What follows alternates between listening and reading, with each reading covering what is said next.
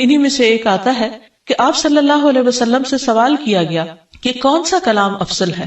آپ نے فرمایا جو اللہ نے اپنے فرشتوں اور اپنے بندوں کے لیے چنا، اور وہ ہے سبحان اللہ و بحمدہ، سبحان اللہ و بحمدہ، یعنی جب انسان دعا کرنا چاہے تو اس سے پہلے کچھ مرتبہ جتنا اس کا دل چاہے اللہ تعالیٰ کی تسبیح اور حمد و ثنا بیان کرے، اور بار بار تکرار کے ساتھ کہتا رہے سبحان اللہ و بحمدہ، اس کے بعد درود شریف پڑھے جتنی دیر پڑھنا چاہے، اور پھر اس کے بعد اپنی حاجت اللہ سبحانہ و تعالیٰ کے سامنے رکھے تو انشاءاللہ اس کی پریشانی دور ہوگی۔ جہاں تک گھریلو پریشانیوں کا تعلق ہے تو اس میں ہم دیکھتے ہیں کہ ہر گھر کے اندر کوئی نہ کوئی چیز ایسی ہو جاتی ہے کہ جس سے باہمی تعلقات میں بدمزگی پیدا ہو جاتی ہے۔ بعض افراد کی طبیعت میں غصہ زیادہ ہوتا ہے، بعض لوگ جھگڑالو ہوتے ہیں، بعض لوگ شکی مزاج کے ہوتے ہیں، بعض لوگوں کو اونچا بولنے کی عادت ہوتی ہے، بعض لوگ دوسروں کو مختلف باتوں پر زج کرتے رہتے ہیں، بعض لوگ اپنی ذمہ داریوں کو ٹھیک سے نہیں نبھاتے۔ تو یہ تمام چیزیں صرف نہ یہ کہ ایسے انسان کو خود بلکہ اس کے آس پاس رہنے والوں کو اذیت میں مبتلا کر دیتی۔ اب اس میں انسان بعضوں کو سمجھانے سے بھی کام لیتا ہے، دوسروں سے بھی مدد لیتا ہے، لیکن پھر بھی مسئلہ حل نہیں ہوتا۔ تو صحابہ کرام تو اپنی جوتی کا تسمہ بھی ٹوٹ جاتا تو اللہ سبحانہ تعالیٰ سے مانگتے تھے۔ تو اگر گھر کے اندر کسی قسم کی ناچاکی یا پریشانی ہے تو اس سلسلے میں بھی ہمیں اللہ تعالیٰ کی طرف رجوع کرنا چاہیے، اور پھر اس کے ساتھ ساتھ دوسرے کو جو مشکل پیدا کر رہا ہے سمجھانا بھی چاہیے۔ جہاں تک لڑائی جھگڑے کا تعلق ہے تو اسے منافقت کی علامت بتایا گیا۔ آپ صلی اللہ علیہ وسلم نے فرمایا کہ منافق کی 4 علامتیں ہیں، ان میں سے ایک بات کرے تو جھوٹ بولے، وعدہ خلافی کرے، امانت میں خیانت کرے، اور جب وہ جھگڑا کرے تو گالی دے، یعنی جھگڑتا بھی ہے اور گالی بھی دیتا ہے۔ نبی صلی اللہ علیہ وسلم نے یہ بھی فرمایا کہ اللہ کو سب سے زیادہ ناپسند آدمی وہ ہے جو بہت جھگڑالو ہے، یعنی اللہ تعالیٰ ایسے شخص سے محبت نہیں کرتے۔ اس لیے اگر آپ کسی سے بات کر رہے ہو تو اس کی بات توجہ سے سن لے۔ چھوٹی چھوٹی باتوں پر جھگڑنا اور دوسرے کے ساتھ بد اخلاقی سے پیش آنا یہ درست نہیں۔ پھر اسی طرح مومن جو ہے وہ کبھی بد اخلاق نہیں ہوتا، اور بد اخلاقی پھر منافقت کی علامت ہے۔ رسول اللہ صلی اللہ علیہ وسلم نے فرمایا تمہارے یہ نسب نامے کسی کے لیے گالی کا سبب نہیں ہے، تم سب آدم کی اولاد ہو، ایک دوسرے کے قریب ہو، دین یا عمل صالح کے علاوہ کسی وجہ سے کسی کو کسی پر کوئی فضیلت نہیں۔ آدمی کے برا ہونے کے لیے یہی کافی ہے کہ وہ فحش گو ہو، بد کلام ہو، بخیل ہو اور بزدل ہو۔ پھر اسی طرح آپس میں محبتوں کا نہ ہونا، بہن بھائیوں میں ناچاکی یا شوہر بیوی میں ناچاکی یا والدین کے ساتھ محبت کا نہ ہونا، یہ ایک طرح سے اللہ تعالیٰ کی طرف سے ایک آزمائش بھی ہو سکتی ہے اور ایک عذاب بھی ہو سکتا ہے۔ مومن تو محبت کرنے والا ہوتا ہے، اور اس شخص میں کوئی خیر نہیں جو محبت کرتا نہیں اور لوگ اس سے محبت نہیں کرتے، اور لوگوں میں سب سے زیادہ بہترین انسان وہ ہے جو لوگوں کے لیے فائدہ مند ہوتا ہے۔ تو اس لیے بہت ضروری ہے کہ خاندان کے اندر باہم محبت پائی جائے۔ گھریلو زندگی خوبصورت ہو جاتی ہے اگر آپس میں ایک دوسرے سے پیار، محبت اور ہمدردی کے جذبات پائے جاتے ہیں۔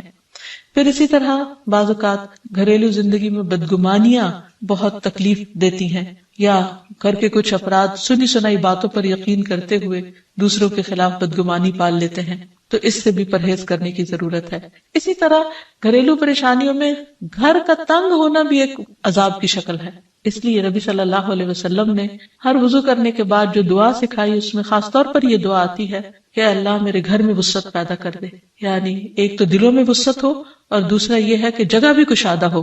رسول اللہ صلی اللہ علیہ وسلم نے فرمایا 3 چیزیں بدبختی میں سے ہیں۔ عورت جب تو اسے دیکھے تو وہ تجھ کو بری لگے اور وہ تجھ پر اپنی زبان چلائے، اور اگر تو اس سے غائب ہو تو وہ اپنے نفس کی اور تیرے مال کی حفاظت نہ کرے۔ دوسرے مریل سواری کہ اگر تو اسے مارے اور چلائے تو تجھ کو تھکا دے، اور اگر اسے چھوڑ دے تو تجھے جلد تیرے ساتھیوں تک نہ پہنچائے، اور ایسا گھر جو تنگ اور کم سہولتوں والا ہو۔ تو اس لیے اگر انسان ایسی کسی تکلیف میں مبتلا ہے تو اس کا حل بھی یہی ہے کہ کوشش کے ساتھ ساتھ انسان دعا کرے۔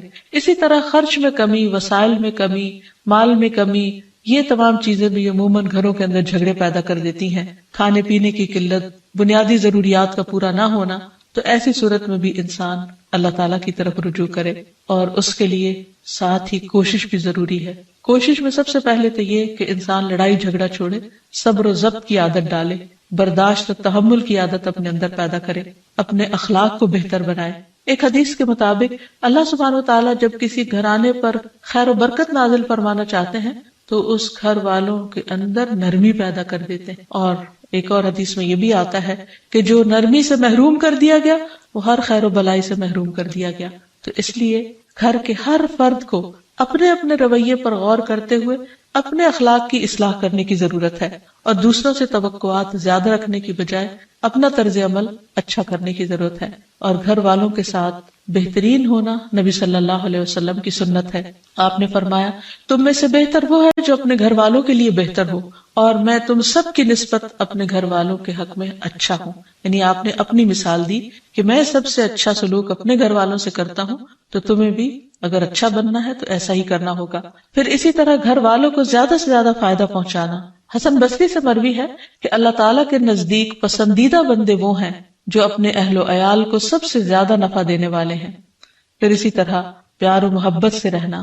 اگر لڑائی جھگڑا ہو بھی جائے یا کوئی غلط فہمی پیدا بھی ہو جائے تو اس وقت خاموشی اختیار کر لینا، مناسب وقت کا انتظار کر کے اس غلط فہمی کو دور کرنا ضروری ہے. پھر اسی طرح اللہ سبحانہ وتعالیٰ نے گھریلو زندگی کو خوشگوار بنانے کے لیے جو بہترین ہدایت ہمیں قرآن مجید میں دی ہے وہ ہے عفو و درگزر سے کام لینا. اللہ تعالیٰ فرماتے ہیں اے لوگو جو ایمان لائے ہو، بے شک تمہاری بیویوں اور تمہارے بچوں میں سے بعض تمہارے دشمن ہیں، سو ان سے ہوشیار رہو، اور اگر تم معاف کرو اور درگزر کرو اور بخش دو تو بے شک اللہ بے حد بخشنے والا نہایت رحم فرمانے والا ہے. تمہارے مال اور تمہاری اولاد تو محض ایک آزمائش ہے، اور جو اللہ کے پاس ہے وہ بہت بڑا اجر ہے. واللہ عندہ اجر عظیم، اور جو اللہ ہے اسی کے پاس بہت بڑا اجر ہے. یعنی انسان کو بعض اوقات اپنی ہی بیوی یا بیوی کو اپنے ہی شوہر سے اور بعض اوقات اپنے ہی بچوں سے یا اپنے ہی والدین سے دشمنی کا اندیشہ ہو سکتا ہے، اور وہ ایک دوسرے کے لیے مصیبت اور بلا ہو سکتے ہیں. لیکن ایسی صورت میں بھی انسان کا گزارا نہیں ہو سکتا جب تک ایک دوسرے کو معاف نہ کرے. زندگی کی گاڑی نہیں چل سکتی جب تک انسان دوسروں کے قصور اور غلطیاں ان سے درگزر نہ کرے، کیونکہ ہر انسان کبھی غصے کی وجہ سے، کبھی جہالت کی وجہ سے، کبھی جلد بازی کی وجہ سے، کبھی لوگوں کے اکسانے پر اپنے پیاروں کے ساتھ زیادتیاں کر جاتا ہے. تو ایسی صورت میں انسان اگر چاہتا ہے کہ اس کی زندگی خوشگوار ہو تو اسے معاف کرتے رہنا چاہیے.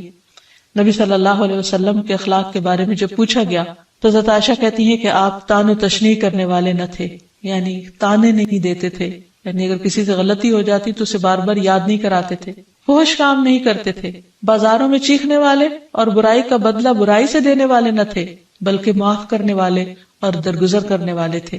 اور حقیقت یہ ہے کہ جو جس کے جتنا قریب ہوتا ہے، جیسے گھر والے ہیں، اس کی غلطیاں اور اس کی کمزوریاں زیادہ سامنے آتی ہیں، اور پھر وہ ریپیٹڈلی سامنے آتی ہیں، بار بار سامنے آتی ہیں. تو ایسی صورت میں معاف کرنا بھی مشکل لگتا ہے، لیکن پھر بھی معاف کیے بغیر گزارا نہیں. پھر اسی طرح یہ ہے کہ انسان اگر ہمیشہ دوسروں کا حق ادا کرنے کی فکر کرے تو اس سے بھی بہت سے جھگڑے ختم ہو جاتے ہیں. شوہر اگر بیوی کو حق دینے والا ہو، بیوی خوشی سے شوہر کا حق دینے والی ہو، بہن بھائی ایک دوسرے کے اوپر قربانی کرنے والے ہوں، ایثار کرنے والے ہوں، تو ایسی صورت میں گھر کا ماحول بہت خوشگوار ہو سکتا ہے. عورت کے بارے میں فرمایا نبی صلی اللہ علیہ وسلم نے کہ عورت اس وقت تک ایمان کی حلاوت نہیں پا سکتی جب تک کہ وہ اپنے شوہر کا حق ادا نہیں کرتی. اسی طرح شوہر کے لیے نبی صلی اللہ علیہ وسلم کا یہ اسوہ حسنہ بہترین ہے کہ آپ صلی اللہ علیہ وسلم اپنے گھر ہوتے ہوئے اپنے گھر والوں کے کام کاج میں ہاتھ بٹایا کرتے تھے، ان کی خدمت کیا کرتے تھے. جب نماز کا وقت ہوتا تو فوراً نماز کے لیے تشریف لے جاتے. آپ اپنے چھوٹے چھوٹے کام خود کر لیا کرتے تھے. یعنی اس سے بھی یہ پتہ چلتا ہے کہ خوشگوار گھریلو تعلقات میں دوسرے پر بوجھ نہ بننا ایک بہت اہم نقطہ ہے، کیونکہ اگر ہر انسان اپنی ذمہ داری خود لے لے تو دوسروں کے لیے وہ خوشگوار ہو جاتا ہے. پھر اسی طرح گھر والوں کو اگر کوئی غم، تکلیف یا پریشانی ہو تو اس موقع پر اپنے اختلافات کو بھول کر ان کی مدد کرنا، ان کی کیئر کرنا اور ان کی دلجوئی کرنا یہ بھی بہت ضروری ہے. اور حد الوسع گھر کا ماحول خوشگوار رکھنا چاہیے، ایک دوسرے کا احساس کرتے ہوئے اور ایک دوسرے کے کاموں میں عیب نہ نکالتے ہوئے اور ایک دوسرے کو اپریشیٹ کرتے ہوئے، ایک دوسرے کی اچھی خوبیوں کو اور اچھی باتوں کی تعریف کرتے ہوئے، اور اسی طرح بعض اوقات اپنی خواہشات کو پیچھے کرتے ہوئے. کیونکہ اگر ہر انسان یہ چاہے کہ زندگی اس کے مطابق، کیونکہ اگر ہر انسان یہ چاہتا ہو کہ ہر کام گھر میں اس کی مرضی کے مطابق ہو تو یہ ممکن نہیں. بہت سے گھروں میں ساس بہو کا جھگڑا کس بنا پر ہوتا ہے، یا آپس میں قریبی رشتوں کا جھگڑا اور فتنہ فساد کس وجہ سے ہوتا ہے؟ کیونکہ ہر شخص یہ چاہتا ہے کہ گھر کا نظام اس کی مرضی کے مطابق ہو، حالانکہ ایسا ہونا ممکن نہیں. تو اس لیے ہر انسان کو اپنی رائے بھی دینی چاہیے، لیکن دوسروں کی رائے کا بھی احترام کرنا چاہیے. اپنی ضرورت بھی پوری کرنی چاہیے، لیکن اس کے ساتھ ساتھ دوسروں کی ضروریات کا بھی خیال کرنا چاہیے. پھر اسی طرح بہت سے معاملات میں قناعت اختیار کرنی چاہیے، کیونکہ یہ زندگی بذات خود ایک امتحان ہے، اور اصل عیش و عشرت کی جگہ جنت ہے، دنیا نہیں، یا دنیا کا گھر نہیں. تو اس لیے ضروری ہے کہ مشکل حالات میں انسان اپنے عزیزوں کا، پیاروں کا، گھر والوں کا ساتھ دے، ان کی مدد کرے. مثلا شوہر کے اگر معاشی حالات تنگ ہیں تو بیوی ناجائز مطالبات نہ کرے. اسی طرح اگر بیوی بیمار ہے تو شوہر اس سے بہت زیادہ گھر کے کام کا مطالبہ نہ کرے. تو ایک دوسرے کے حالات کی رعایت کرتے ہوئے اگر انسان ایک دوسرے سے توقعات رکھے تو اس سے بھی حالات بہت خوشگوار ہو سکتے ہیں. اور پھر یہ کہ ہمیشہ دوسروں کی چھوٹی چھوٹی ایفرٹ پر ان کے لیے شکر گزاری کے جذبات ہونے چاہیے. مثلا اگر کوئی آپ کو گھر میں پانی پلا دے تو آپ اس پر بھی شکریہ بولیں. ہم عام طور پر اگر گھر سے باہر کہیں ہوتے ہیں اور کوئی ہمارے ساتھ تھوڑے سا بھی احسان کا معاملہ کرے تو ہم اس کے احسان کو مانتے ہیں، لیکن گھر والوں کا احسان ماننا ایک مشکل کام لگتا ہے. تو اس لیے اگر ہم چاہتے ہیں کہ گھریلو زندگی خوشگوار ہو تو اس میں گھر والوں کے احسان کو بھی ماننا ضروری ہے. اور پھر چھوٹی چھوٹی اذیتوں کو بہت مینشن نہیں کرنا چاہیے، ان کا ذکر نہیں کرنا چاہیے، ان پر صبر کرنا چاہیے. تو جو شخص شکر اور صبر سے کام لیتا ہے اس کی زندگی لازماً خوشگوار ہوتی ہے. لیکن اس کے باوجود بھی اگر گھریلو زندگی میں تنگی ہو، تکلیف ہو، آپس کی ناچاکی ہو، دشمنی ہو، پریشانی ہو، بہت بے چینی ہو، تو پھر اللہ سبحانہ وتعالی ہی کی طرف رجوع کرنا چاہیے. کیونکہ قرآن مجید میں آتا ہے وَإِن يُرِدْكَ بِخَيْرٍ فَلَا رَادَّ لِفَضْلِهِ يُصِيبُ بِهِ مَن يَشَاءُ مِنْ عِبَادِهِ وَهُوَ الْغَفُورُ الرَّحِيمُ. اور اگر اللہ تمہیں کوئی تکلیف پہنچانا چاہے تو اس کے سوا کوئی اسے دور کرنے والا نہیں، اور تجھ سے کوئی بھلائی کرنا چاہے تو کوئی اسے ٹالنے والا نہیں. وہ اپنے بندوں میں سے جسے چاہے فضل سے نوازتا ہے، اور وہ بخشنے والا اور رحم کرنے والا ہے. تو اس لیے چھوٹی چھوٹی تکلیفوں پر بھی فوراً اللہ کا ذکر، اللہ کی یاد، اللہ کی تسبیح انسان کے دل کو سکون بخشتے. اور نبی صلی اللہ علیہ وسلم نے خصوصاً اپنی پیاری بیٹی فاطمہ رضی اللہ تعالی عنہا کو جب وہ گھر کے کام کاج کر کے تھک جاتی تھی، کیونکہ اپنے ہاتھ سے چکی پیستی، اپنے ہاتھ سے آٹا گوندتی، اپنے ہاتھ سے اپنے گھر کے کام کاج کرتی، بچوں کو لک آفٹر کرتی، تو بہت تھک جاتی تھی. اور اسی تھکاوٹ کی وجہ سے انہوں نے ایک دفعہ نبی صلی اللہ علیہ وسلم کے پاس جب کچھ قیدی آئے تو خادم کا مطالبہ کیا، لیکن آپ صلی اللہ علیہ وسلم نے ان کو خادم دینے کی بجائے یہ تسبیحات سکھائی اور فرمایا کہ جب تم اپنے بستر پر جانے لگو تو 33 بار سبحان اللہ، 33 بار الحمدللہ اور 34 بار اللہ اکبر پڑھ لیا کرو. اور اسی لیے یہ تسبیحات فاطمہ کے نام سے بھی معروف ہیں. تو رات کو خاص طور پر بستر پر لیٹ کر یہ تسبیحات ضرور پڑھ لینی چاہیے، کیونکہ یہ گھریلو کام کاج کی تھکاوٹ کا بہترین علاج ہے اور خادم کی جگہ کفایت کرنے والی دعائیں ہیں. پھر اسی طرح گھر میں وسعت اور کشادگی کی دعا، اللہم اغفر لی ذنبی ووسع لی فی داری وبارک لی فی رزقی. اے اللہ میرے گناہ معاف کر دے، میرے گھر میں وسعت پیدا کر دے اور میرے رزق میں برکت عطا کر دے. پھر اسی طرح چھوٹی چھوٹی پریشانیوں کے سلسلے میں مثلاً بچے کو چوٹ لگ گئی یا اچانک کسی وبائی مرض کا کوئی شکار ہو گیا تو علاج معالجے کے ساتھ ساتھ دعا کرنا ضروری ہے. مثلا گھر والوں میں سے اچانک کسی کو کوئی ایسی بیماری آ گئی، کوئی سٹروک ہو گیا یا ہارٹ اٹیک ہو گیا تو سارے گھر والے پینک ہو جاتے ہیں. ایسی صورت میں پریشانی کا صرف اظہار کرتے رہنے سے اور غمگین رہنے سے مریض کی مدد نہیں کی جا سکتی. تو اس موقع پر اللہ تعالیٰ سے دعا کرنی چاہیے. اور ایک بہت خوبصورت دعا جو نبی صلی اللہ علیہ وسلم نے حضرت اسماء بنت امیس کو سکھائی تھی کہ آپ نے فرمایا کیا میں تمہیں ایسے کلمات نہ سکھاؤں جن کو تم پریشانی کے وقت پڑھا کرو. اور وہ کلمات ہیں اللہ اللہ ربی لا اشرک بہ شیئا، اللہ ہی میرا رب ہے، میں اس کے ساتھ کسی چیز کو شریک نہیں بناتی. اور آخر میں یہ کہ گھر والوں کی باہمی محبت اور الفت اور تعلقات کی بہتری کی دعا کرنی چاہیے جو پیارے نبی صلی اللہ علیہ وسلم نے ہمیں سکھائی ہے. وہ دعا ہے اللہم الف بین قلوبنا واصلح ذات بیننا واہدنا سبل السلام ونجنا من الظلمات الى النور وجنبنا الفواحش ما ظهر منها وما بطن وبارك لنا في اسماعنا وابصارنا وقلوبنا وازواجنا وذرياتنا وتب علينا إنك أنت التواب الرحيم وجعلنا شاكرين لنعمتك مثنين بها قابليها وأتمها علينا. اے اللہ ہمارے دلوں میں الفت پیدا فرما دے اور ہمارے آپس کے معاملات کی اصلاح کر دے، ہمیں سلامتی کے راستوں کی رہنمائی فرما اور ہمیں اندھیروں سے نجات دے کر نور کی طرف لے آ، اور ہمیں تمام ظاہری اور چھپی بدکاریوں سے محفوظ رکھ. ہمارے کانوں اور ہماری آنکھوں اور ہمارے دلوں اور ہماری گھر والیوں اور ہمارے بچوں میں برکتیں عطا فرما، ہماری توبہ قبول فرما. بلا شبہ تو بہت زیادہ توبہ قبول کرنے والا اور رحمت کرنے والا ہے. ہمیں اپنی نعمتوں کا شکر ادا کرنے والا بنا اور ان کی تعریف کرنے والا اور ان کو قبول کرنے والا بنا دے.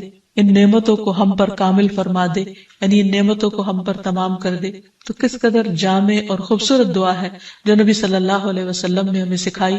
گھریلو زندگی کو خوشگوار بنانے کے لیے ان دعاؤں کو پڑھتے رہنا چاہیے، یاد کر لینا چاہیے، قبولیت کے مواقع پر پڑھنا چاہیے.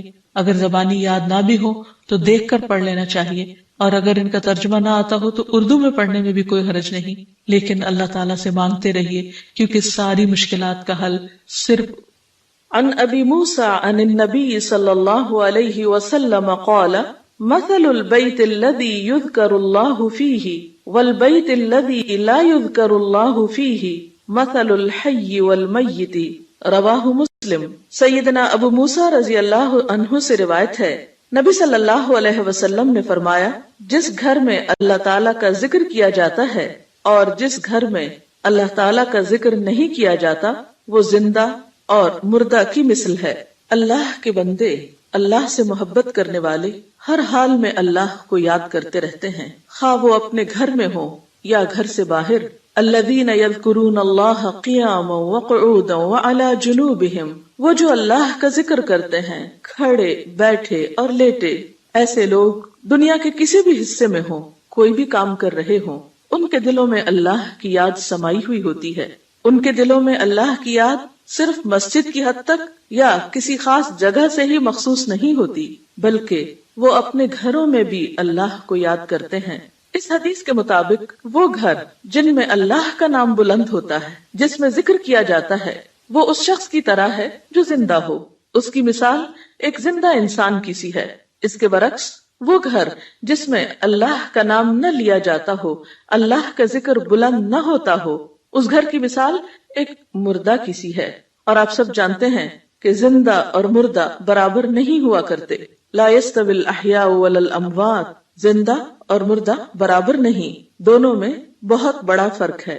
اسی طرح ان دو گھروں میں بھی بہت فرق ہے، جن میں سے ایک میں اللہ کی یاد بلند ہو، اللہ کا نام بلند ہو، اور دوسرے وہ جس میں اللہ تعالیٰ کو یاد کرنے والا کوئی نہ ہو. قرآن پاک میں اللہ سبحانہ وتعالیٰ کو یاد کرنے والوں کی صفت یہ بتائی گئی ہے کہ رجال لا تلہیہم تجارت ولا بیع عن ذکر اللہ، وہ ایسے لوگ ہیں جنہیں تجارت اور خرید و فروخت اللہ کی یاد سے غافل نہیں کرتی، یعنی عین دنیا کے اندر رہتے ہوئے بھی وہ اللہ کو یاد کرتے رہتے ہیں. وَإِقَامِ الصَّلَاةِ وَإِيتَاءِ الزَّكَاةِ، نماز قائم کرنے اور زکوٰۃ کی ادائیگی سے کوئی چیز انہیں منع نہیں کرتی، مانے نہیں ہوتی. اور وہ یہ کیوں کرتے ہیں؟ یعنی اللہ کو یاد کیوں کرتے رہتے ہیں اور اپنے فرائض کی ادائیگی میں سرگرم کیوں رہتے ہیں؟ یخافون یوما تتقلب فیہ القلوب والابصار، وہ اس دن سے ڈرتے ہیں جس دن دل اور نگاہیں الٹ پلٹ ہو جائیں گی، یعنی قیامت کا خوف ہے ان کے دل کے اندر. اور اس کے ساتھ ساتھ اللہ کے فضل کے امیدوار بھی ہیں. لیجزیہم اللہ احسن ما عملوا ویزیدہم من فضلہ، تاکہ اللہ ان کو بدلہ دے ان کے اچھے اعمال کا جو انہوں نے کیے، اور اپنے فضل سے زیادہ بھی نوازے. واللہ یرزق من یشاء بغیر حساب، اور اللہ اپنے رزق میں سے جسے چاہتا ہے بے حساب عطا کر دیتا ہے. تو بات یہ ہے کہ جو دل خوف اور امید کے درمیان ہوتے ہیں وہ دل اللہ کی یاد سے معمور ہوتے ہیں، اور جن لوگوں کے دل اللہ کی یاد سے معمور ہوتے ہیں ان کے گھر بھی اللہ کی یاد سے معمور ہوتے ہیں. عام طور پر گھروں میں دو طرح سے ذکر ہوتا ہے، ایک انفرادی ذکر اور ایک اجتماعی ذکر. انفرادی ذکر میں نماز پڑھنا، قرآن کی تلاوت، اور اسی طرح چلتے پھرتے، اٹھتے بیٹھتے، گھر کے کام کاج کرتے، لیٹتے جاگتے، چلتے پھرتے اللہ کو یاد کرتے رہنا خصوصاً وہ مسنون اذکار جو رسول اللہ صلی اللہ علیہ وسلم سے وارد ہیں، اور دوسری قسم اجتماعی ذکر کی ہے کہ کسی ایک گھر میں مختلف لوگ جمع ہو کر یا اہل خانہ ہی جمع ہو کر اکٹھے بیٹھ کر اللہ کو یاد کریں، اور اس سے مراد کسی خاص قسم کا وظیفے کا ورد ہی نہیں بلکہ اللہ تعالیٰ کی یاد کے مختلف طریقے ہو سکتے ہیں۔ اللہ تعالیٰ کی معرفت حاصل کرنے، علم سیکھنے اور جاننے کے جو حلقات ہیں وہ بھی اللہ ہی کے ذکر اور اللہ ہی کی یاد کی طرف انسان کو راغب کرتے ہیں۔ قرآن پاک میں خاص طور پر ازواج مطہرات کو یہ حکم دیا گیا، وَاذْكُرْنَ مَا يُتْلَى فِي بُيُوتِكُنَّ مِنْ آيَاتِ اللَّهِ وَالْحِكْمَةِ، اور ذکر کرتی رہو، یاد کرتی رہو جو تمہارے گھروں میں پڑھی جاتی ہیں اللہ کی آیات اور حکمت کی باتیں، یعنی ازواج مطہرات رسول اللہ صلی اللہ علیہ وسلم کے گھر میں قرآن پاک اور حکمت کی باتوں کا ذکر کریں، یعنی انہیں آپس میں بھی سیکھیں سکھائیں اور دوسروں کو سکھانے کا بھی انتظام فرمائیں۔ تو گویا ذکر کی مجالس سے مراد تسبیحات وغیرہ کرنا بھی ہو سکتا ہے اور علم کی مجالس بھی ہیں، اور خصوصاً ایسے علم کی مجالس جن کے ذریعے انسان کے ایمان میں اضافہ ہو، اللہ تعالیٰ سے تعلق مضبوط ہو۔